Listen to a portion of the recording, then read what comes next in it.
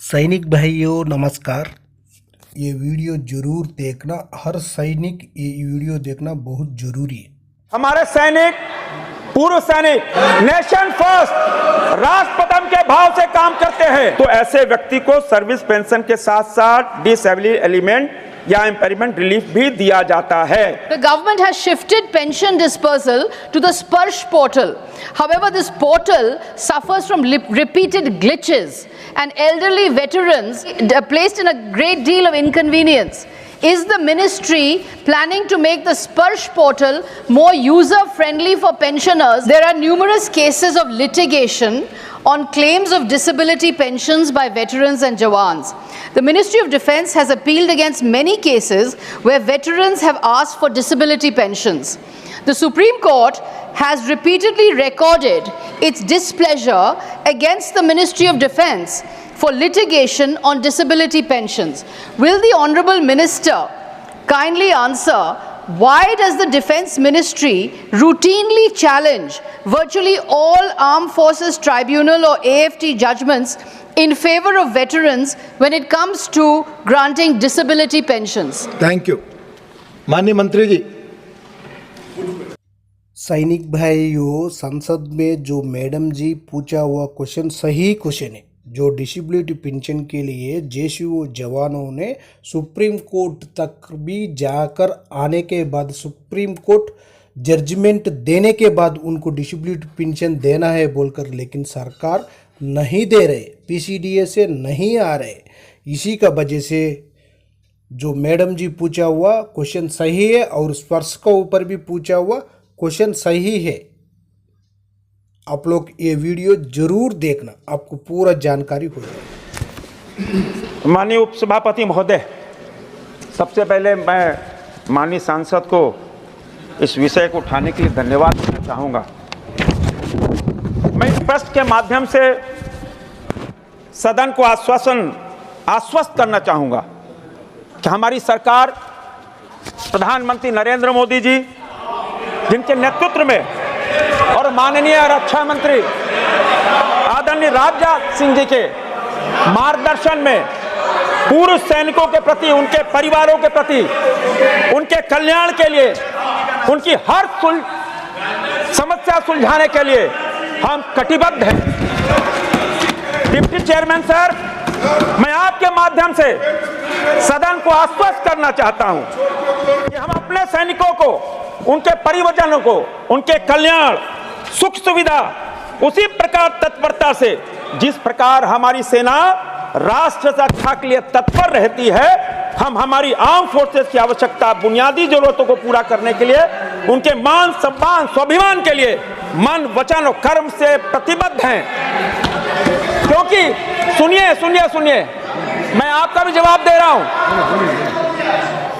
क्योंकि हमारे सैनिक, वेटरन्स, सभापति महोदय, हमारे सैनिक, पूर्व सैनिक, 140 करोड़ देशवासी नेशन फर्स्ट, राष्ट्र प्रथम के भाव से काम करते हैं। और तभी अटल बिहारी वाजपेयी जी ने कहा था, ये वंदन की भूमि, अभिनंदन की भूमि है, ये तर्पण की भूमि है, अर्पण की भूमि है। यहाँ की गंगा, यहाँ की नदी गंगा है, यहाँ का कंकड़ संकर है। हम जिएंगे तो भारत के लिए, मरेंगे भी तो भारत के लिए। जो सांसद दीदी ने जो प्रश्न किया है, यदि कोई arm forces personal invalid out of service account की डिसेबिलिटी हो, यानी उसने अपने नॉर्मल कार्यकाल के पहले किसी डिसेबिलिटी के कारण मिलिट्री सर्विस से बाहर कर दिया जाता है, वह डिसेबिलिटी और मिलिट्री सर्विस को या तो एट्रीब्यूट हो या एग्रीगेटेड हो, तो ऐसे व्यक्ति को डिसेबिलिटी पेंशन दी जाती है। ऐसे हालात में यदि उस व्यक्ति ने मिनिमम रिक्वायरमेंट पेंशनेबल सर्विस ना भी की हो, उस समय तक की सर्विस को वेटेज देते हुए एक सर्विस एलिमेंट कैलकुलेट किया जाता है और उसकी डिसेबिलिटी को देखते हुए डिसेबिलिटी एलिमेंट कैलकुलेट किया जाता है। इन दोनों एलिमेंट को जोड़कर ऐसे व्यक्ति को डिसेबिलिटी पेंशन देने का प्रावधान है।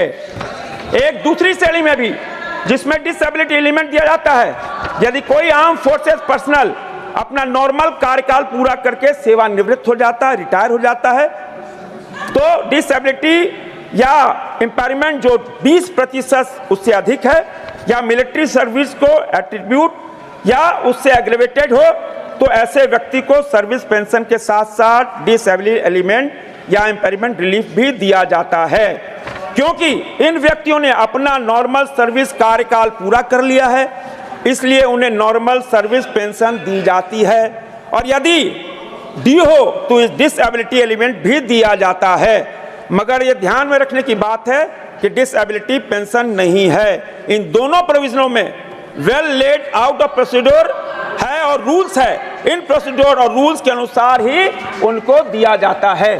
धन्यवाद। सेकंड सप्लीमेंट्री माननीय सागरिका जी, second. So I thank the honorable minister, but that was not really an answer to my question. It seemed he was busy making a political speech.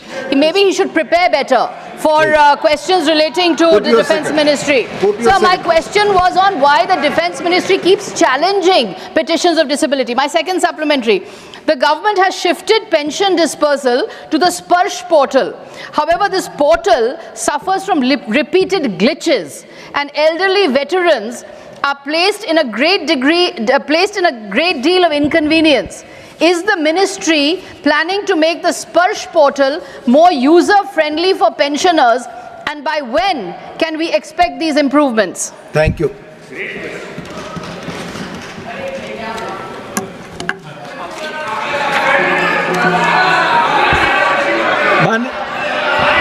आप सुनिए तो, प्लीज अपनी सीट पर रखें। अपनी सीट पर रहें प्लीज। अरे सुनिए तो। No comments from your seat please. आप बोले, आप बोले। उपसभापति महोदय, नो कमेंट विल सिट। जो सांसद, माननीय सांसद ने जो प्रश्न पूछा है, जब से स्पर्श पोर्टल हम जब लाए हैं, इसको है स्पर्श सिस्टम फॉर पेंशन एडमिनिस्ट्रेशन रक्षा, एक ट्रांसपेरेंट पेंशन ऑनलाइन सेक्शन है। यहां भी प्रधानमंत्री नरेंद्र मोदी ने डिजिटल किया है, और मैं कहना चाहूंगा, यह वेटरन भाइयों और उनके परिवार को पोर्टल में पेंशन की अपनी एलिजिबिलिटी और उसका डिटेल्स को रियल टाइम में देख पाने में सहयोग करती है, जो कि पुराने मैनुअल सिस्टम में नहीं है। और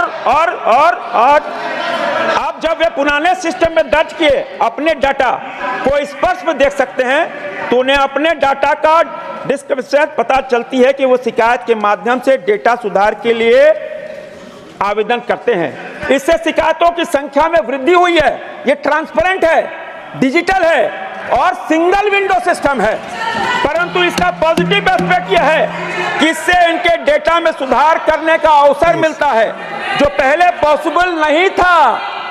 ये शिकायतें हमारी पेंशन विभाग के पास ऑनलाइन आती हैं, जिनका शीघ्र निवारण किया जाता है। पेंशन विभाग द्वारा अपने लेवल पार पर डाटा को अपडेट कर रहा है। इससे पेंशनर को पेंशन के रेट में आप ठीक कर दिया जाए, इसके ग्रीवांस जल्दी से रिजॉल्व हो सकेंगे और उसकी पेंशन अथवा फैमिली पेंशन स्मूथली चलती रहे।